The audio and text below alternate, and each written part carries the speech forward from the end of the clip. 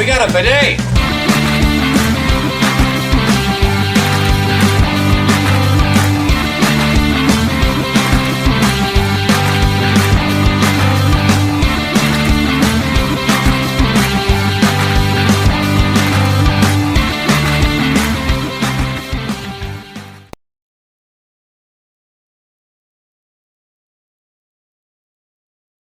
Hey everybody, and welcome back for another video. In today's video, we got the next Star Wars news segment for you here. We do Star Wars news bi-weekly, so every other week, actually, except for next session because we won't be here. So more about that later on. But today we got the latest Star Wars news that's happened in the last 2 weeks. So we're going to go ahead and we're going to kick it off today with something that's probably the thing I was most excited about to hear, even though we really didn't get much information on it. And that is that there was a new Star Wars game announced by Skydance. Now, I had confused this company with another one at first. Unfortunately, I thought this was the company that took over Telltale, and it is not. As far as I know, the company has made one game. You guys can correct me if I'm wrong at that. The only one that I could find was The Walking Dead Saints and Sinners, I think it's called, that recently came out. So we've been told it's like a narrative-driven story, which, you know, obviously it's going to be with it being Star Wars. Star Wars is all about narrative. But I have not played that Walking Dead game yet. I think it's on VR. We got it as a free PlayStation Plus game not too long ago, so maybe pretty soon Sarah and I will be able to play that and then kind of get an idea of how that company makes games. Any thoughts on what you guys may have heard about that company, or if you've played that Walking Dead game before? Did they announce if it was going to be a VR game? I don't think so.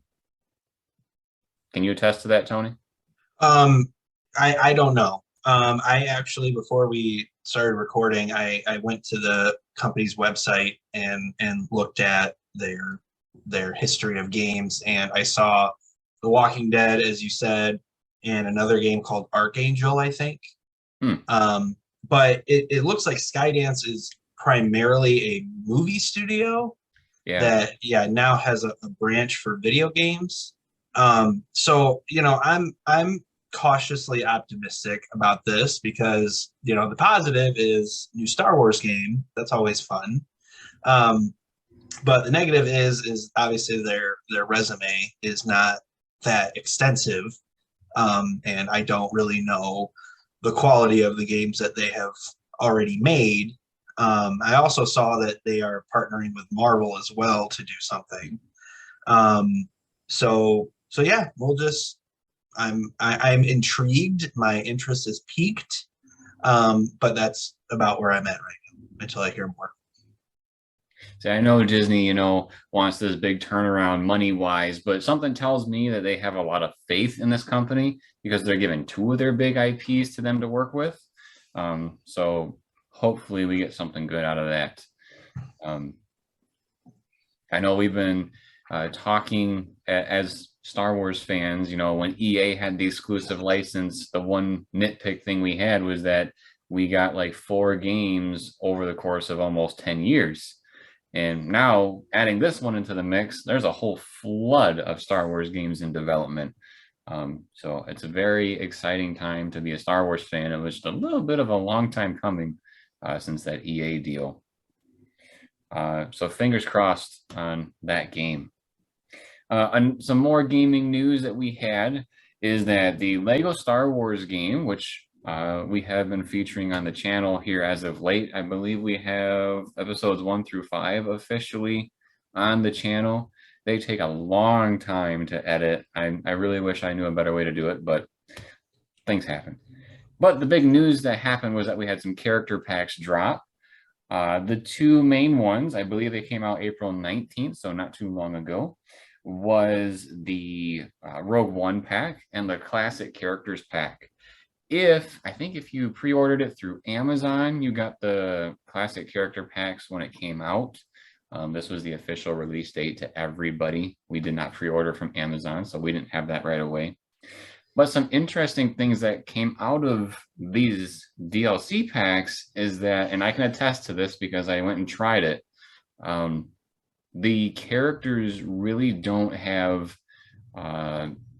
any uniqueness or individuality to them. And what I mean by that is, like, for instance, if you have one person is playing as Darth Vader and the other one is like Kylo Ren, they will interact with one another. Like Kylo will be like, "Oh my God, I'm your biggest fan," kind of a thing. And, you know, they'll go back and forth. Whereas the Rogue One characters, all they really do is grunt, or their blasters don't really sound too accurate to their guns. So some of the fans were a little bit disappointed in that regard. I guess you could say it's more like the old Lego Star Wars, because that's all they did back then is grunt and a couple of pew pews. But seeing what happened with the new game and all the high expectations, you know, everybody was, at least for me, and I bet a bunch of other people, K2SO is my favorite character from Rogue One. Why? Because he's a little bit sassy and, you know, sticks at two people, and there's none of that in the game. It's just him walking around. So even aside from character interaction, I know sometimes when I've watched Jeremy play single player, trying to get different mini kits or whatnot, each character kind of has their own catchphrases that they'll mutter to themselves. I know Padme is one of the ones that comes to mind the most, just because hers kind of seems a little repetitive. And it's becoming very annoying. But my point with this is that these other characters that he's referring to in this new pack don't even have that. They don't even have one-liners that they say to themselves. Yeah, so maybe in a future update, we can get some one-liners. Padme's one-liner that she says whenever you select her is she yells out, "For the Republic, for democracy." And then she's like, I don't remember her exact wording, but she's like, "Oh, I'm sorry, I need to tone it down." Like I might have gotten carried away or something like that. So what would you think, Tony? You know, knowing those iconic characters and having some expectations, do you feel like you'd be let down from that? Well, so I'm still Lego Star Wars gameless. But so just with hearing you say that for the first time, two thoughts pop into my head, and depending on your perspective on things, you could kind of gravitate towards one viewpoint more than the other. But my first thought was game production was hit particularly hard by the pandemic, because game studios are already using crunch and things like that, and then the pandemic kind of exacerbated all that stuff. So I'm sure there were some production issues and things. They couldn't really refine things as much as maybe they wanted to, or maybe they didn't want to and they just said, screw it, just, you know, put it out there, whatever. So, you know, kind of with that understanding, I can completely understand why fans would be disappointed, because it's also consumer expectations, because there wasn't anything that made you think like, oh, we're gonna get like half done characters, right? So I can see why that would be frustrating. You know, there's keeping in mind of the real world things, but you know, hopefully, you know, it'll get adjusted in the future. Yeah, I feel like it's more understandable for the classic characters, simply because they're basically the characters from the old games, and they were known for the grunts or, you know, being speechless. So I think that would have been kind of a cool callback reason to do that. But I only hope that like in a future update, maybe they'll do something, because I think it would also be hilarious. I forget his name just because I can't really pronounce it, but the blind guy from Rogue One. Oh yeah. He had so many funny one-liners as well in the movie. I wish I could hear more from him too. Like when they put the bag over his head and he's like, "I can't even see," stuff like that. I think part of that too is that these characters are not ones that came with the main game. You paid extra for these characters, so that's saying something, you know. Yeah, that's true. So all we can do is hope maybe there'll be a patch later on after the criticism. I mean, what could it really be to put in a couple of lines? But we'll see. Oh well, okay. I don't know about that. It's a little bit more inclusive than just throwing in a few lines. But I am naive to game development. Yeah. Moving along from Lego Star Wars, we got some more news about Star Wars Celebration, which is something we are very excited to be able to feature here on the channel near the end of May. We got 3 new confirmed guests, which is pretty exciting. The first one is Sam Witwer. Very excited for him. He is probably one of those people, in my opinion, that's not, maybe he's unspoken, if that's the right word. I feel like he deserves more credit than he gets, just because a lot of people may not know underrated. all the stuff that he does. Because I mean, obviously, when you look at him, you know that he was Starkiller, but he's like the voice of Darth Maul in all the animated shows. He's the voice of the Emperor in the animated shows and Lego Star Wars. So he's pretty. I didn't know he voiced the Emperor. Yep. Oh, okay. Yeah. Matt Lanter, which is an interesting one. He's the voice of Anakin from the Clone Wars. And it's really, really nice to hear that he's going to be there, because it was not too long ago, like a month or 2 ago, he was rushed to the hospital. So it's good to hear that he's recovering from that. And then the last one that we heard about, her name is Katie O'Brien. And the only description I got is that she was an Imperial officer in The Mandalorian, which, you know, there's plenty of those. So very cool group. I don't really know if it's going to be a panel with this group or if they're going to be, you know, separated into different panels. As it sits, I can only see Sam and Matt, you know, being together, considering that they work together with animation stuff. But Katie, she might be a part of the Mando panel, ? With that being said, with Matt and Sam, do we think that there's going to be some talk about the animated show? Like, or do we think they're just going to kind of kumbaya and talk about what has happened in the past? Or do you suspect there may be at least a little bit of a tease of something coming? Well, I think it's important to keep in mind that this event is called Star Wars Celebration, not Star Wars Series of Big Announcements. So the point of it is to celebrate Star Wars. So I'm sure there's going to be people in this sort of category that are kind of well known amongst the Star Wars fandom, and in whatever way they might be on a panel, they might have a video that they made of them, they might pop it and say hi, right? You know, say a few nice words, whatever. But I think while there could be a big announcement connected to it, I'm not throwing out that possibility. It very much could just be like, hey, Star Wars fans, I'm in a Star War. Yay, go Star Wars. And then they leave, right? Yeah, I could see that happening. I think Celebration has been canceled for the last 2 years. I think I have that number right, but I'm really hoping this one comes out as a banger, just because we haven't had so much as of late. I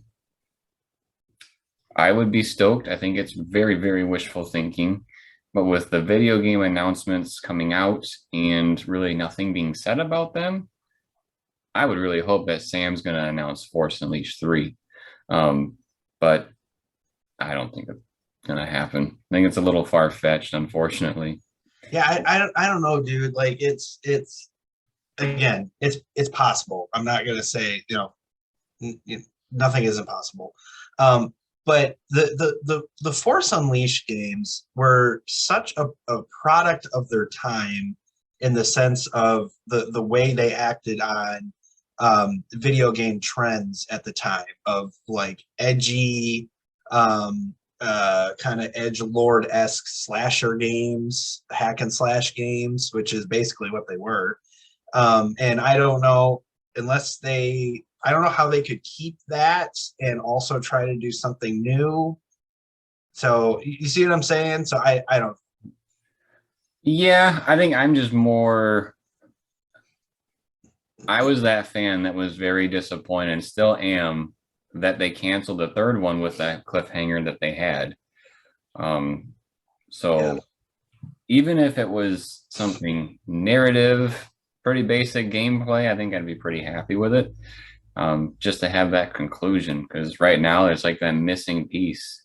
I mean, because like I can already hear the debate of, oh, these games aren't like the old ones, or oh, these games are too much like the old ones and they suck, right? So I don't know.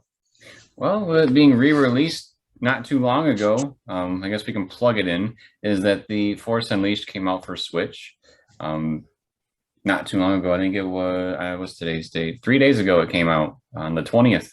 So, you know, the other games that's happening to, we really haven't had anything come out of them except for Knights of the Old Republic, because that was remastered and we're getting a brand new one probably within a couple of years or so. I don't remember what they said that release date was, but it would be huge if something did happen. And I don't want to like burst your, like I would love it too. Like I would eat it up. I would buy it. I would play it. I love those games. I played the heck out of them when I was a kid. So I'm not trying to yuck your yum. I know it's a very slim chance. It's probably like 2%. But yeah, I still remember when the second game came out, I literally like drove through a tornado warning to go get it because school was canceled. I had never had school canceled over that type of weather. Mm-hmm. And so I was like, oh my goodness, it's fate. I have to go get it. I get the whole day to play. So, I mean, that type of Star Wars game means a lot to me. So if it happened, people would go nuts. But yeah, we got those three. We kind of got a little bit off that tangent there, but we got those three new guests coming to Star Wars Celebration. We'll just have to see what happens. Like I said, we're going to be covering Celebration stuff here on the channel. So when they come out, in some fashion, still haven't decided. Yeah, in some fashion, we'll be talking about what's going on there. The tail end of this segment, we want to talk a little bit about some potential rumors that are happening, and there's been a good handful that have flourished the internet in the last couple of weeks, but I feel like these two might have a little bit more merit than the other ones. The first one we'll talk about. Oh wait, no, I forgot one thing. Sorry, backtrack that. We forgot about Andor. About Andor. Andor is a show that has been in production for Disney Plus for a bit now. I'm pretty sure season 1 has wrapped already, because the big news that we got is that season 2 is supposed to begin filming in November, which Tony talked to me a little bit before the segment and said, it's pretty common for stuff like that to happen because we don't even have a release date for the first one yet. But another interesting that I read about it, because I was digging into it a little bit, is that the director of photography was in an interview and they were talking about how Andor was supposed to be 5 seasons when they first talked about it, but they believe things are going to be compressed a little bit to 3 seasons. And it was announced that filming for season 2 is supposed to start in November and end somewhere around May of 2024. So about a year and a half. And there's a lot of speculation of if they're going to do season 2 and season 3 back to back. So they must have some big confidence in the Andor show to have that. Andor, right? Yeah, what did I say? Andor. Oh, I said Andor. They're similar. The Andor show. Well, we should just call it Cassian because that's completely different. But I lost my train of thought. They lots of confidence. 2 seasons at once. They must have a lot of confidence in the show, especially as of late. How there's been some mixed talks about Boba. There's been a lot of good talk about Mando, but and also mixed talk about Bad Batch. So I feel like they've got to have a lot of confidence in this show to commit that much to it without even releasing a trailer. So I think it'll be good. The big piece that I saw from concept art that I wanted to mention here on the channel, which really makes me wonder what this show is about, is there was a concept art release of Imperial Guards for Andor. And to me, at least whenever I've seen them, Imperial Guards means either the Emperor is around or Vader is around, more or less the Emperor. So any thoughts on, what could be going on here? Where is this show in the timeline in relation to Order 66? After it, as far as I know. Because Andor was a part of the rebellion when they're trying to fight back the Empire when the Empire was in their prime. Like, it was really coming to fruition. And but it would take place between episode 3 and Rogue One. Right. Yeah. Because spoiler alert, he does not make it out of Rogue One. Right. That's what I was talking to Sarah about before this, is like, it's kind of almost odd because Andor is going to have plot armor the entire series. There's no question about it, simply because, he's in Rogue One, like you mentioned. So I'm curious to see what they'll have in the show to be able to grab our attention a little more and actually have a, some sort of dramatic tension. Yeah, exactly. All right. Are you sending it off now for thoughts? Yeah, for you. Okay. All right. Okay. So I have numerous thoughts on this, on everything you just said. So let me start to unpack it. It is not terribly, and by the way, in case you're not familiar with me, I am like a massive film fan. I like follow entertainment news and movie making and all that stuff. It's not terribly uncommon for a second season or a preceding or sorry, not preceding, a season that comes after one that's finished production to get greenlit before the preceding one is out, because first of all, that's typically because the studio sees a lot of good things in production. So Kathy Kennedy in this case would have seen the dailies and what they're coming up with, and she probably loved it and thought it was great and said, okay, do a season 2. And that's cost effective because you already have all the crew there. You already have all the actors and actresses there. You already have all of the equipment you need. It's already all there. You don't need to set it up again. So they just roll right into it. I will say, having plans for any other seasons might be a little putting the cart before the horse. But just greenlighting a second season is not terribly uncommon. It is slightly strange that we don't have a lot of promotional material though, but I'm not overly concerned.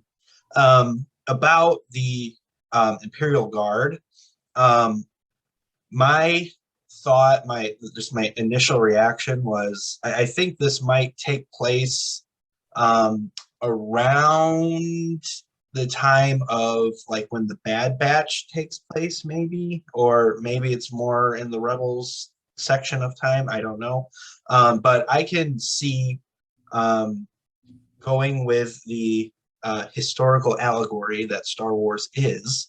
The Emperor is obviously Adolf Hitler, and Hitler gave a lot of speeches and things. So I could see the Emperor or Darth Vader even showing up to some place to try to give like hold a rally, or stir up the people and all that stuff. And being the rebels that Andor and his squad are, I would not be shocked if they wanted to do some rebellious stuff during this rally. This is all just coming from my head. I have no information on this. And in their schemes and their plan, they might have gotten close to an Imperial Guard somehow. There you go. Yeah, I could see that. Even like sabotaging, Right. those types of rallies you're talking Yeah. about. Yeah. Because remember, Rogue One, Andor, at least in Rogue One, what I really loved about Rogue One was that it showed the I don't want to say darker side. Darker is not the right word, but like the dirtier side of the rebellion. Of like, there's an insurrection, and hands have to get dirty, and they got to like get in the trenches and do some stuff. So if they're gonna bomb a rally, that's what they're gonna do. You know what I'm saying? So yeah, I really hope we get a lot of K2SO. Yes, that too. maybe we'll see how we actually came into the rebellion during that series. Maybe a little origin story for K2SO. I am excited for Andor. Trying to think, when they could potentially release it, because we've been told that like Bad Batch season 2 should be coming out sometime this year. Obviously, Kenobi is coming out. Mandalorian is coming out, which we'll be talking about in a minute. I think that's it for 2022. That's been announced. That's it. Oh, I say that because I feel like Star Wars has gotten the short end of the stick on their Disney Plus stuff compared to Marvel. I mean, I know Marvel is like hitting everything on all cylinders with their shows, and I'll be a straight up honest Star Wars fan. I feel like Marvel has put out more quality product than Star Wars has, and that could be why the budget is showing why there's less Star Wars shows coming out. But I think it has some merit to it that everybody holds. Is it Kevin Feige? Is that his name? Yep. They hold him on a pedestal, and everybody wants Kathleen Kennedy to go to the chopping block. So, okay, all right, here we go. We're getting on a rant now. Okay, I will say, I like both. Okay, so I'm not taking sides, but perception wise, Marvel Studios has their stuff together a lot better than Lucasfilm. I would totally agree. And I will leave it at that. Yeah, because I know there was a lot of talk that Feige might get involved with Star Wars, and I was like, oh, please. And then I'm pretty sure they like debunked that pretty quickly. So because I'm not done, I guess. So here, because this is the thing, okay? And again, this is just for me following entertainment news. Kevin Feige is not only a producer, he is a creative. He gets in the trenches with his directors and other producers and things like that and maps out things creatively with them, okay? Kathy Kennedy, for better or worse, is a more traditional spreadsheet type producer, where she just looks at the cost and the profit of things, and that is the main guiding of her decision making. Again, better or worse, all right? Personally, I think that is what's leading to a lot of the problems compared to Marvel, right? But I think Marvel is just set up, because of Kevin Feige, it's just set up a lot differently than Lucasfilm. Yeah, I would agree. When I know we're on a bit of a tangent here, but when Filoni and Favreau, I think Filoni was the one that got the promotion. I don't think Favreau got one, but that gave me some hope. I think Filoni is president of something. I forget his official title, but he moved up in the chain, which is good news for all of us. Any other thoughts on Andor? All right. So what I was leading into before we talked about Andor, because I had forgotten, we got a couple of rumor mill things happening here. Like I said before, these are probably my two most merited ones that could be happening. The first one we'll talk about is with Liam Neeson. With Kenobi coming out, I think it's safe to say that everybody wants a Qui-Gon appearance, at least a cameo to talk to Obi-Wan. And personally, in the trailer, when Obi-Wan is, basically pouring his heart out and saying, we've lost, it's done, I feel like he's talking to Qui-Gon, but we'll find out when that happens. The part that's important is that Liam Neeson was in an interview and they were talking to him about whether or not he would appear in the Kenobi show. Obviously, he can't say yes or no. But one of the things he said was, I'm not a TV guy, I'm a movie guy. So I don't know if, he very well could be, but I don't know if that's his way of trying to avoid the question. Because, when Spider-Man was coming out, Andrew Garfield and Tobey Maguire were like, I'm not in it, stop asking questions. I'm not the werewolf. Yeah, when clearly they were going to be in it. So any thoughts on whether or not Liam Neeson could be just dodging the question here? I have thoughts, but I feel like we've been blocking your significant other out of the conversation, so she should talk. One thing that kind of came to mind just now for me is where is this in relation to his death? And could he be a Force ghost in this show? Yes, he would definitely be a Force ghost. He would have to be a Force ghost. Yeah, he died in Phantom Menace, and the show takes place between 3 and Rogue One. We'll do that. So he would definitely be a Force ghost. He would be a face of wisdom, in my opinion, for Kenobi at this point. Unless they did a flashback. Yes, I guess, yeah, they could do a flashback to his training days. I didn't even think of that. Yeah. That was my only comment. Oh, okay. Jeremy, do you want to go first before me? Because I might kind of rant a little bit. I just think he is completely dodging the question. I feel like Disney would throw money at him knowing that people want him. He's irreplaceable. I know there was talk about that when he had a little fiasco not too long ago about getting rid of him in Star Wars, but I think it would be the worst move possible to replace him. His character was in a movie that wasn't very well received, but he was like one of the biggest things that was received in the movie. So I think Liam Neeson has to come back in some sort of way. I think he'd have to be in the flesh for it. I don't think he's just going to be like a voice talking to Kenobi. I think he will be there. I will add that I think it'd be cool if he was there. That'd be a nice ad. That would be cool. I love Qui-Gon. He's like top, I don't know, top 5, but definitely top 10 favorite Star Wars characters. When I think of Liam Neeson, I don't necessarily think of somebody who's calm necessarily, because it seems like he's in so many action type movies. Not to say that Star Wars wasn't an action type, but a lot of what I remember his scenes were giving wisdom to Obi-Wan or Anakin. So that was kind of a more calm moment or scene from what I remember for the majority. So it's kind of neat to see him in a different type of role than what I typically think of him in.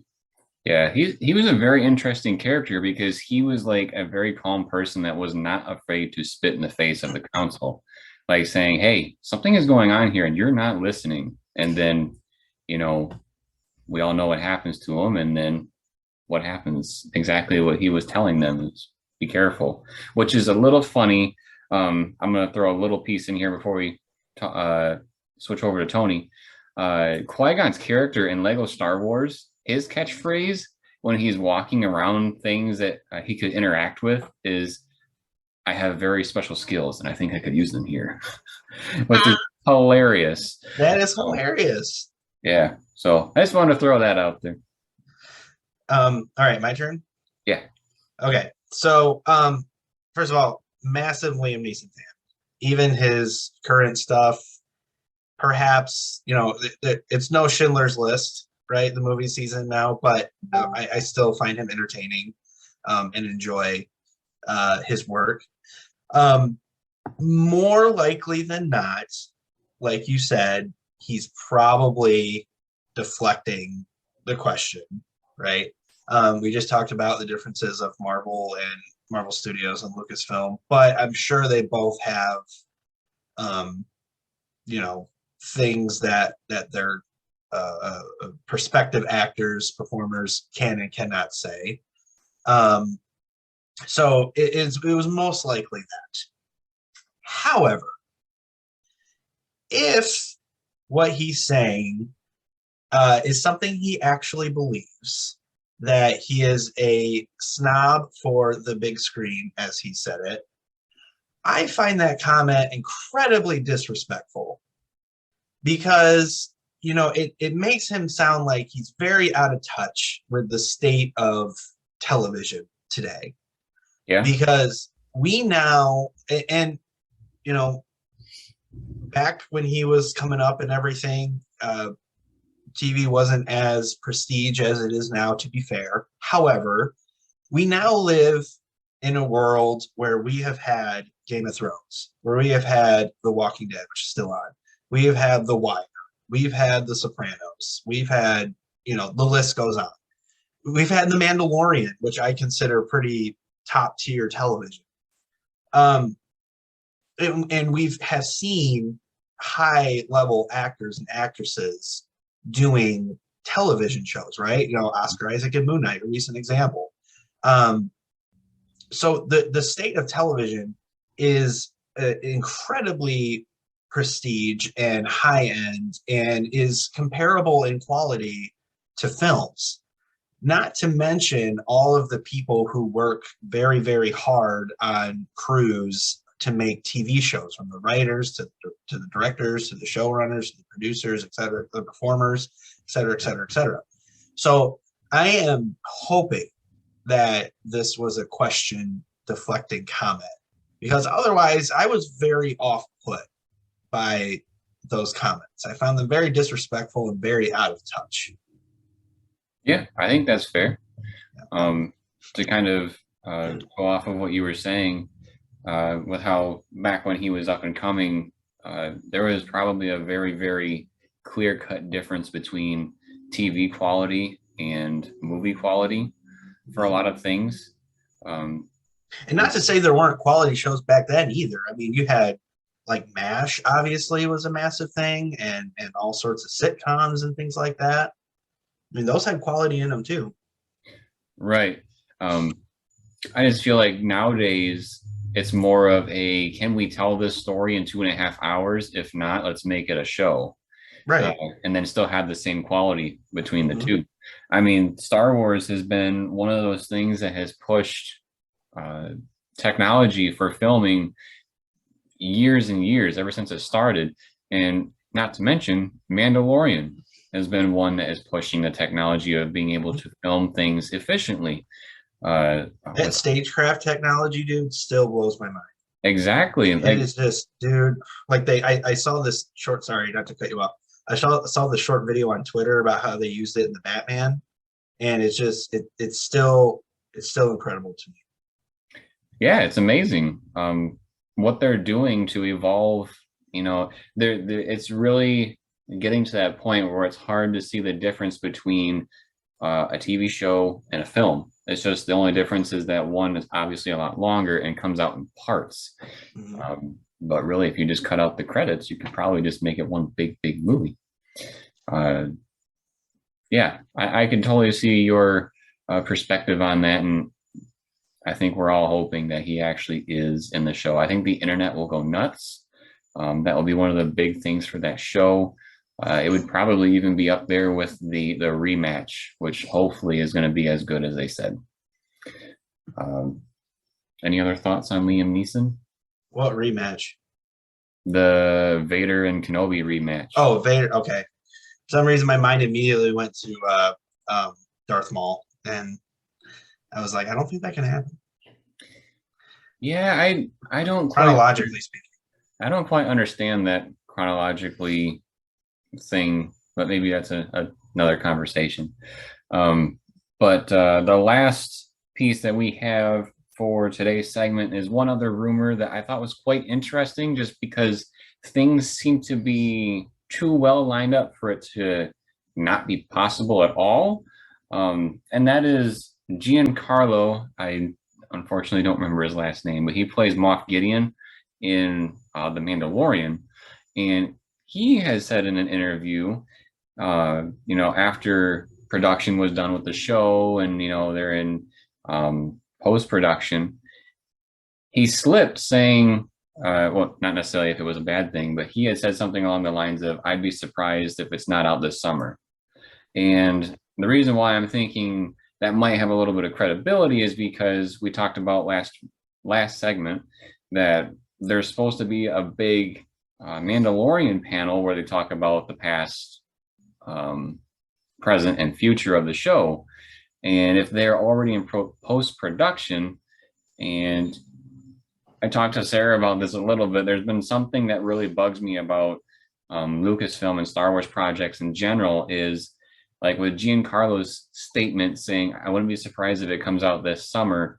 I wouldn't put it past Disney to put it on the last official day of summer, because what they do is they say, like Kenobi's going to come out in May. When is it? The last week of May. So I feel like there's a chance for that. I don't know, when does summer end? Like August, September-ish? Late August, yeah. Somewhere in there. With that only being a couple months ahead of December, which I believe is the scheduled date that we know of, I could see it happening. I could see that being plausible. Yeah, so I did some digging on this topic, and I actually watched the clip from that interview where he said that. And it was very brief. What? I didn't know there was a clip. Yeah, he was on some like podcast or radio show or something like that. It was very brief. They didn't mention it. They didn't talk about it a whole lot. So I watched the clip, and then I watched the article that it was connected with. And yeah, I mean, he said it was going to be summer. My first thought was it's going to come out after Kenobi, because Kenobi is going to end in like the middle of summer. And then that's going to be the next Star Wars show. However, it is a little strange because I also, in the same article, they said that this contradicts an earlier report, which, to my knowledge, Disney or Lucasfilm, so grain of salt. But there's an earlier report that said season 3 of Mando was going to follow with season 1 and 2 and release around Christmas time. And now this is summer. That's like a complete season difference. Like, right. Which then I thought, oh, this is probably further like Lucasfilm not having it together. And, they're kind of like, oh, you know what? Actually, maybe we could do it in summer. Yeah, let's do that. But to be fair, nothing I read was official announcements from Lucasfilm. So they're technically not going back on their word. But it is a little strange. Yeah, I another like reason why we bring this up in the news is just like you said, it's really strange. Why would he even say that? Like, if it's not a possibility, I don't see why he said it, kind of a thing. But my hope as a Star Wars fan, which again, we don't know if it's going to happen, is that us Star Wars fans finally get that little bit of a taste of what it is to be a Marvel fan on Disney Plus. And like you said, Kenobi's going to happen. Maybe there's a week in between and another show comes out. That show goes a week in between, maybe Bad Batch drops, and we kind of, get that final feeling of a lot of Star Wars throughout the second half of the year. Because I didn't listen to the clip, is there any possibility that he was referring to a trailer coming out this summer versus the actual show itself?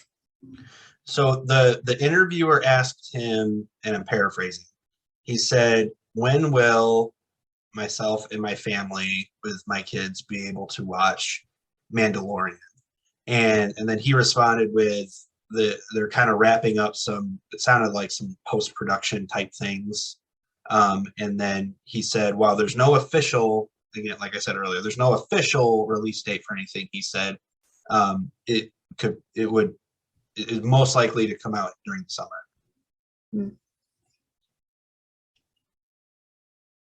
So we haven't seen an actual trailer, have we?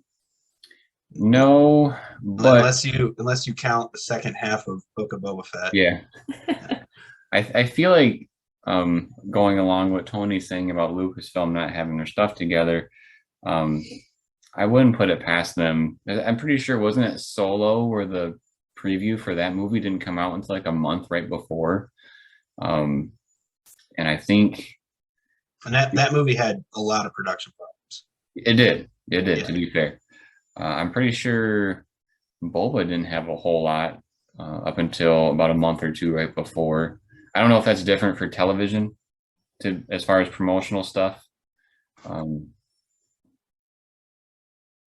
But I do, so if you watch the channel, you know that I follow Star Wars merchandise and toys and all that good stuff. And right around the time when Rogue One came out, Disney got hit hard with not being able to sell product.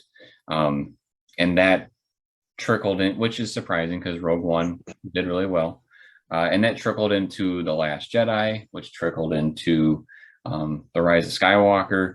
And I almost wonder if that started a little bit of a hindering of promotional stuff. I've talked about the very first video on this channel ever was talking about, in my opinion, the greatest time for my generation to be a Star Wars fan was for Phantom Menace because of all the promotion you got to see. You know, if you think The Force Awakens did a good job, not even close, because there was Force Awakens over or on a lot of stuff. But when Phantom Menace came out, George Lucas knew how to promote his stuff. And I feel like with Disney misfiring on some of their big things, because Disney is known for making a movie, selling product that goes along with that movie. And I feel like that might be part of the misstep with promotional stuff. That's just my perspective from the merchandise point of view. But it is pretty interesting that right around that time is when not a whole lot of promotion for their different projects was happening. But other than that, was there anything you guys want to talk about? I do want to correct myself. I misspoke with the Darth Maul thing in Obi-Wan. It would work chronologically. What I was thinking about was there's a story, we might have covered it on here, I don't remember. There were early versions of the script for Obi-Wan that involved Darth Maul, and somebody somewhere said no because they didn't say it directly, but they thought the animated stuff wasn't canon and whatever, and they replaced Darth Maul with the Inquisitor, which we'll see. That's what I was thinking about. So my apologies for misspeaking. Oh, no worries. It's just you're not the only person that I heard that from, so maybe multiple people heard that report. But Kenobi doesn't look anything like when he fought Darth Maul, like the final battle. So that's why I was like, I don't understand. But yeah, so does that mean that this show takes place before season 1 of Rebels? Probably. Yeah, again, plot armor. Has to be. If you haven't watched Rebels season 1 and you don't want to be spoiled about stuff, don't watch it before Kenobi. If you are a Star Wars fan, you need to watch Rebels. Yeah, watch it after Kenobi though. Yes. Yeah, no, it would have to be because he's extremely gray-haired and things in Rebels. So yeah, he looks more like Alec Guinness at that point. Mm-hmm. But cool. Yeah, we'll go ahead and wrap it up. We talked about a handful of things today. Some news and some rumor mill, so that was fun. But like I said in the beginning of this segment, we will not be here in our home state in 2 weeks. So we're gonna have to postpone the next one 1 week. Sarah and I are going to Vegas. So we will see you in 3 You're weeks. not gonna record from Vegas? No, probably I'm not. recording from space right now, dude. Oh, I apologize. We should make more of an effort. Yeah. I was trying to see if there's any Star Wars things in Vegas, and there isn't. Really? That's Yeah, interesting. which is surprising. You should find like a Star Wars theme like slot machine and be like, look, it's a Star Wars in Vegas. Hey, if we see that, that'd be cool. Yeah. We'll keep our eyes open for sure. Yeah, we'll take pictures if we see anything, and then we will report back. Okay. So yeah, we will see you in about 3 weeks or so, and hopefully we have a whole bunch of information to report back for our next news segment. Let's see. Look at the calendar here. Where is 3 weeks putting us? Because that's going out into May. It's gonna be May 14, I believe. May 14. So, yeah, the weekend of May 14th. We could have a decent idea of the different panels going on at Celebration potentially, because that would be only 2 weeks before. Maybe another teaser or trailer for Kenobi. So we'll just have to see. These next few weeks are leading up to Star Wars Celebration, and hopefully we get a lot of good news coming for you. But like Tony said also at the beginning, we are doing what we can to try to figure out how we're going to present that info to you for Celebration, because we will be covering that as well. So just make sure to have your notifications on. That way you are told and notified when our videos drop on the different segments. I think it's safe to say that minimum we will report on stuff after Celebration, or like after certain panels or whatever. Oh yeah, bare minimum. Yeah. There will be Celebration information on this channel for sure. Facts. Yeah, so make sure your notifications are on. Please subscribe to the channel if you haven't already. Drop us a like if you like this video, and drop us a comment letting us know your thoughts on what we talked about today. If there's any other Star Wars news that you thought was pretty cool in the last couple weeks, let us know what you heard and saw. But as always, everybody, thank you for watching. We'll see you next time.